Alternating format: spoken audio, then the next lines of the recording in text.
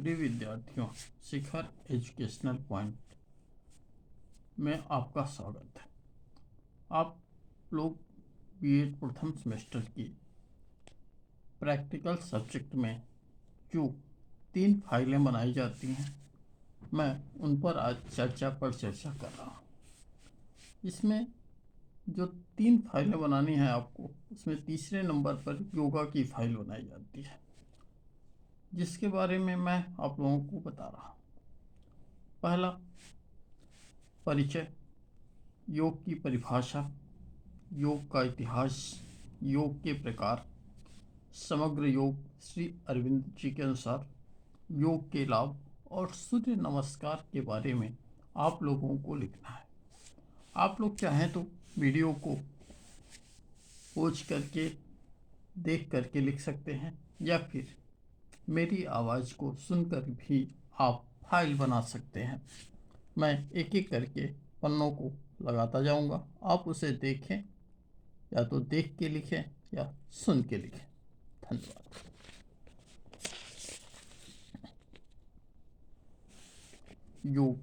योग क्या है? योग तत्वतः बहुत सूक्ष्म विज्ञान पर आधारित एक आध्यात्मिक विषय है, जो मन एवं शरीर के बीच सामंजस्य स्थापित करने पर ध्यान देता है। यह स्वस्थ जीवन यापन की कला एवं विज्ञान है। योग शब्द संस्कृत के युग धातु से बना है, जिसका अर्थ जुड़ना या एकजुट होना या शामिल होना है। योग से जुड़े ग्रंथों के अनुसार योग करने से व्यक्ति की चेतना ब्रह्मांड की चेतना से जुड़ जाती है, जो मन एवं शरीर, मानव एवं प्रकृति के बीच परिपूर्ण सामंजस्य का द्योतक है। आधुनिक वैज्ञानिकों के अनुसार ब्रह्मांड की हर चीज उसी परिणाम नव की अभिव्यक्ति मात्र है, जो भी अस्तित्व की इस एकता को महसूस कर लेता है, उसे योग में स्थित कहा जाता है। इस प्रकार योग का लक्ष्य आत्म अनुभूति, सभी प्रकार के कष्टों से निजात पाना है, जिससे मोक्ष की अवस्था या कैवल्य की अवस्था प्राप्त होती है। जीवन के हर क्षेत्र में आज़ादी के साथ साथ जीवन यापन करना, स्वास्थ्य एवं सामंजस्य योग करने के प्रमुख उद्देश्य होते हैं। योग का अभिप्राय एक आंतरिक विज्ञान से भी है, जिसमें कई तरह की विधियां शामिल होती हैं, जिनके माध्यम से मानव इस एकता को साकार कर सकता है और अपनी नियति को अपने वश में कर सकता है।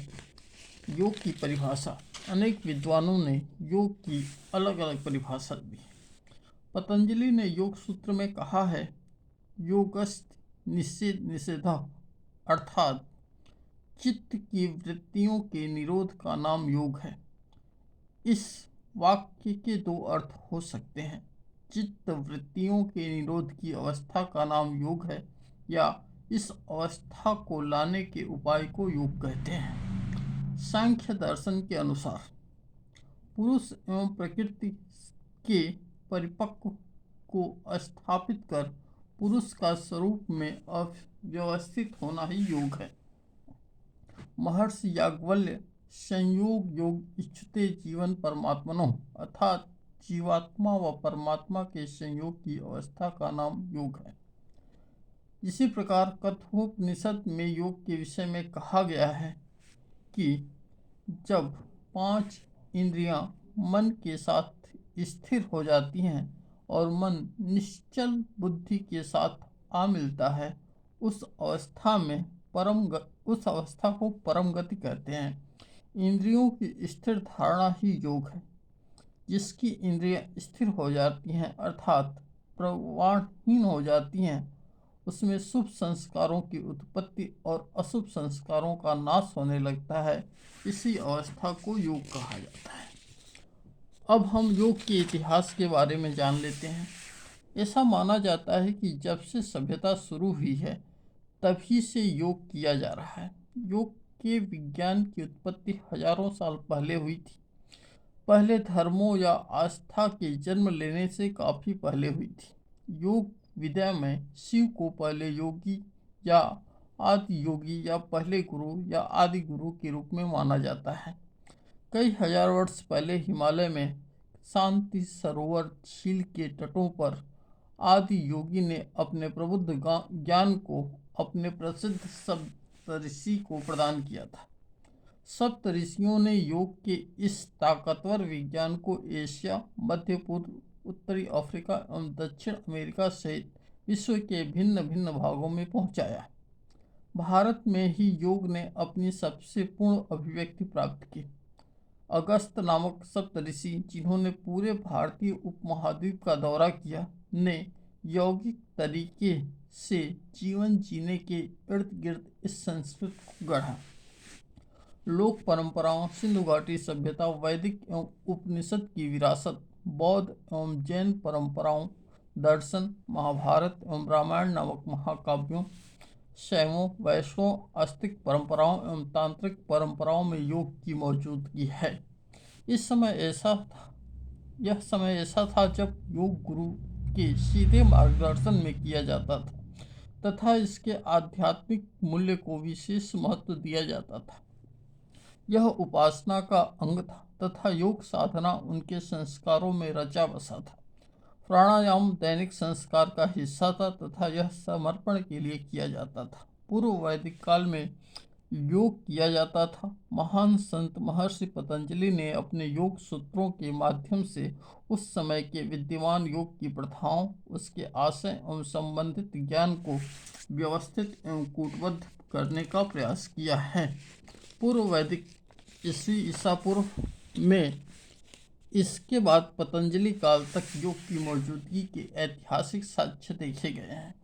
मुख्य स्रोत जिसमें हम इस अवधि के दौरान योग की प्रथाओं तथा संबंधित साहित्य के बारे में सूचना प्राप्त करते हैं, वेदों, उपनिषदों, स्मृतियों, बौद्ध धर्म, जैन धर्म, वाणी, महाकाव्यों के उपदेशों, पुराणों आदि में उपलब्ध है। 500 ईसा पूर्व से 800 ईस्वी से लेकर बीच की अवधि को श्रेष्ठ अवधि के रूप में माना जाता है। इसे योग के इतिहास एवं विकास में सबसे उर्वर एवं महत्वपूर्ण अवधि के रूप में भी माना जाता है। इस अवधि को मुख्य रूप से भारत के दो महान धार्मिक उपदेशकों महावीर एवं बौद्ध को समर्पित किया जा सकता है। महावीर द्वारा 5 महान व्रतों, पंच महाव्रतों एवं बुद्ध द्वारा 8 पथ की संकल्पना को योग साधना की शुरुआती प्रवृत्ति के रूप में माना जा सकता है। हमें भगवत गीता में इसका अधिक स्पष्टीकरण प्राप्त होता है, जिसमें ज्ञान योग, भक्ति योग और कर्म योग की संकल्पना को विस्तार से प्रस्तुत किया गया है। पतंजलि ने योग सूत्र में न केवल योग के विभिन्न घटक अपितु मुख्य रूप से इसकी पहचान योग के 8 मार्गों से होती है। 8वीं से 17वीं सदी की इस अवधि को उत्कृष्ट अवधि के रूप में जाना जाता है, जिसमें महान आचार्यों आदि शंकराचार्य, रामानुजाचार्य और माधवाचार्य के उपदेश इस अवधि के दौरान प्रमुख थे।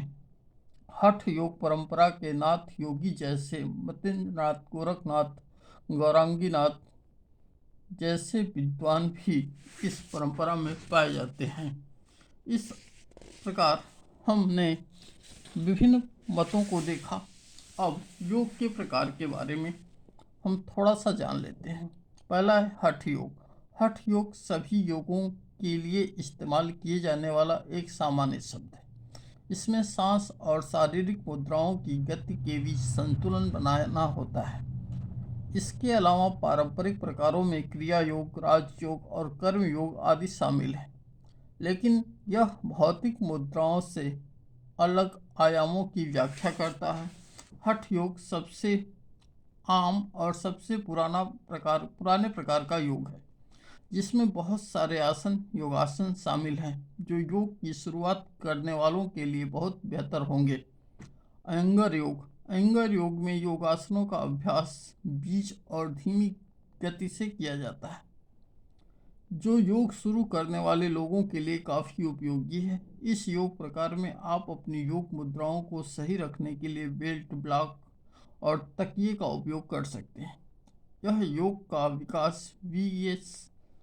अयंगर ने किया था, जो आपके शरीर के सीधेपन के माध्यम से शरीर में लचीलेपन और शक्ति को संतुलित करता है।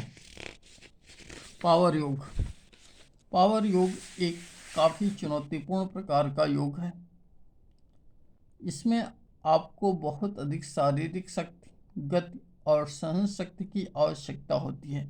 इस प्रकार के योग में अष्टांग योग के योग अभ्यास किए जाते हैं जो ऊपरी शरीर की शक्ति, संतुलन और लचीलेपन को बढ़ाती है।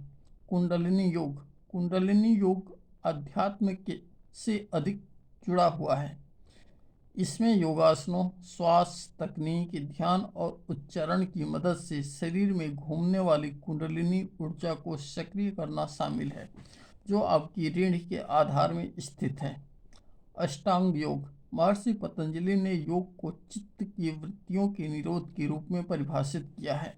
योग सूत्र में उन्होंने पूर्ण कल्याण तथा शारीरिक, मानसिक और आत्मिक शुद्धि के लिए 8 अंगों वाले योग का एक मार्ग विस्तार से बताया है। अष्टांग अर्थात 8 अंगों वाले योग को 8 अलग अलग चरणों वाला मार्ग नहीं समझना चाहिए। यह आयामों वाला मार्ग है जिसमें 8 आयामों का अभ्यास एक साथ किया जाता है।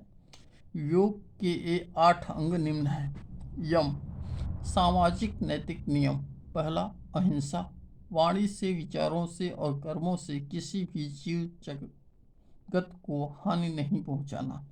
सत्य, मन, वचन और कर्म से सत्यता का पालन करना। अस्तेय, चौथ, वृत्ति से निर्वृत्त। ब्रह्मचर्य, चेतना को ब्रह्म के सन में स्थित करना और ब्रह्मा की चर्चा में रहना। सभी इंद्रिय जनित सुखों के संगम बरतना और पूर्ण सहज सब रहना। और परिग्रह, आवश्यकता से अधिक नहीं करना और दूसरों की वस्तुओं को प्राप्त करने की इच्छा नहीं करना। दूसरा है नियम। व्यक्तिगत नैतिक नियम 5 होते हैं: शौच, संतोष, तप, स्वाध्याय और ईश्वर प्राणिधान। तीसरा है आसन। महर्षि पतंजलि योग के आसन के विषय में बताते हुए कहते हैं कि शरीर की जिस स्थिति में बहते हुए सुख दुख का अनुभव होता है उसे शारीरिक स्थिति में स्थिरतापूर्वक अधिक देर तक सुखपूर्वक रहा जा सकता हो, उस विशेष स्थिति को आसन कहते हैं। हठ योग प्रदीपिका के अनुसार जितने इस हाल पर जीत है उतने प्रकार के आसन हैं और सभी के समय में प्रचलित आसन जीवों के नाम पर हैं, जैसे मकरासन, गोमुखासन आदि।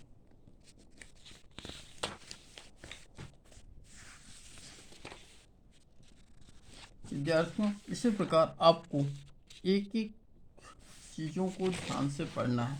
चौथा है प्राणायाम। प्राणायाम का अर्थ है प्राणों का आयाम अर्थात प्राणों का विस्तार। महर्षि पतंजलि ने मुख्य रूप से प्राणायाम के 4 प्रकार कहे हैं। जब हम श्वास लेते हैं तो मुख्य रूप से 3 क्रियाएं करते हैं: पूरक, कुंभक, रोचक।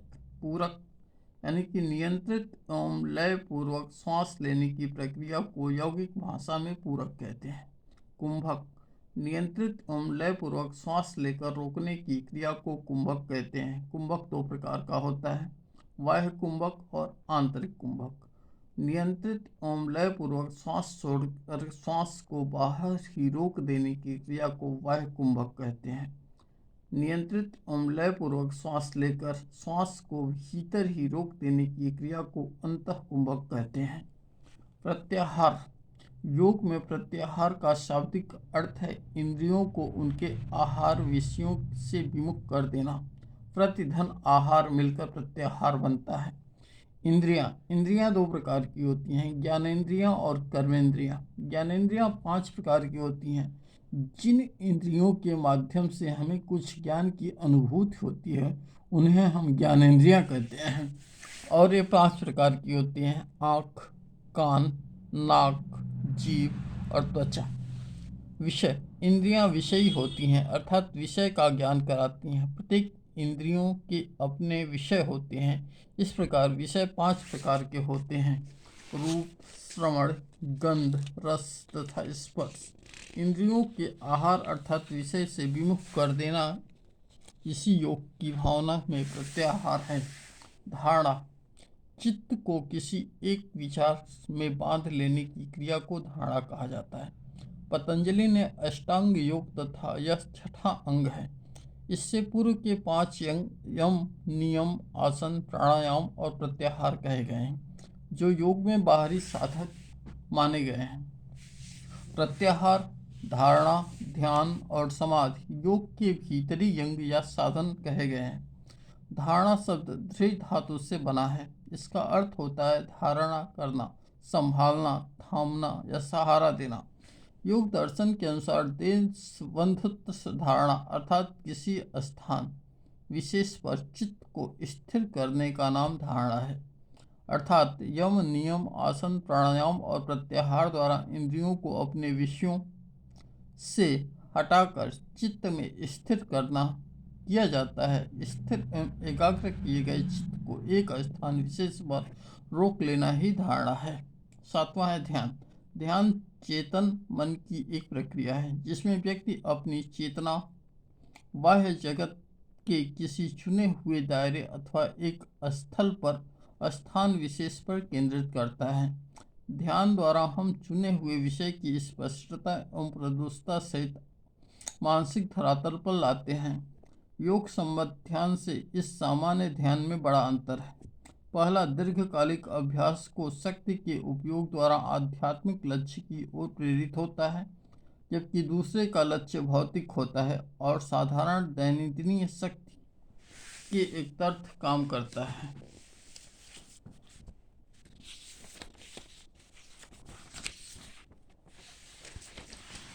8वां है समाधि। ध्यान की उच्च अवस्था को समाधि कहते हैं। जब साधक ध्येय वस्तु जिसका वह ध्यान करता है कि ध्यान में पूरी तरह से डूब जाता है और उसे अपने अस्तित्व का ज्ञान नहीं रहता है, तो इसे समाधि कहते हैं। समग्र योग। श्री अरविंद के अनुसार समग्र योग क्या होता है, आपको इसके बारे में लिखना है। इसकी कौन कौन सी विशेषताएं होती हैं, इनके बारे में बताना है। योग के क्या लाभ होते हैं, इसको बताना है। सूर्य नमस्कार क्या होता है, सूर्य नमस्कार के लाभ कौन कौन से होते हैं, आपको इन सब के बारे में बताना होगा। धन्यवाद।